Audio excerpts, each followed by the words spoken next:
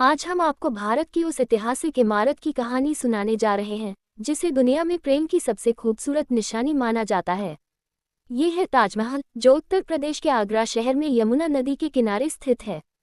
लेकिन क्या आप जानते हैं कि ताजमहल क्यों बनाया गया था? इसे बनने में कितना समय लगा? कितने कारीगरों ने इसे बनाया? और क्या सच में शाहजहां के हाथ काट दिए गए थे? आइए जानते हैं ताजमहल का पूरा इतिहास।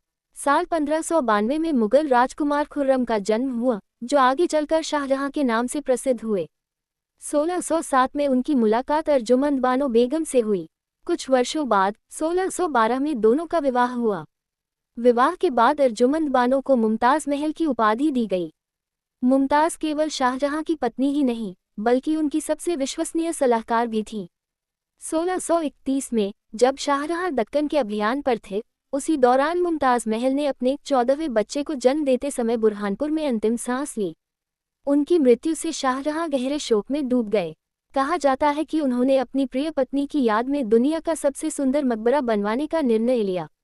1632 में ताजमहल का निर्माण शुरू हुआ। इसके मुख्य वास्तुकार के रूप में उस्ताद अहमद लाहौरी का नाम सबसे अधिक स्वीकार किया जाता है। निर्माण कार्य में लगभग 20,000 कारीगरों और सैकड़ों विशेषज्ञों ने भाग लिया। सफ़ेद संगमरमर राजस्थान के मकराना से लाया गया, जबकि जैद, फिरोजा, लेपिस लाजुली और अन्य कीमती पत्थर भारत तथा एशिया के विभिन्न क्षेत्रों से मंगाए गए। ताजमहल का मुख्य गुंबद लगभग 73 मीटर ऊंचा है। इसकी चारों मीनारों को हल्का बाहर की ओर झुकाकर बनाया गया, ताकि भूकंप जैसी स्थिति में वे मुख्य मकबरे पर न गिरें। पूरी इमारत को अद्भुत समरूपता सिमेट्री के साथ बनाया गया है, जो इसे विश्व की महान स्थापत्य कृतियों में शामिल करती है।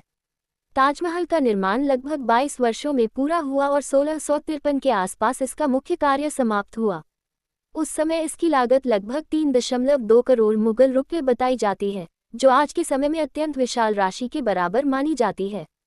अब बात करते हैं उस प्रसिद्ध कहानी की कि ताजमहल बनने के बाद शाहजहां ने कारीगरों के हाथ कटवा दिए थे ताकि वे फिर कभी ऐसा स्मारक न बना सकें।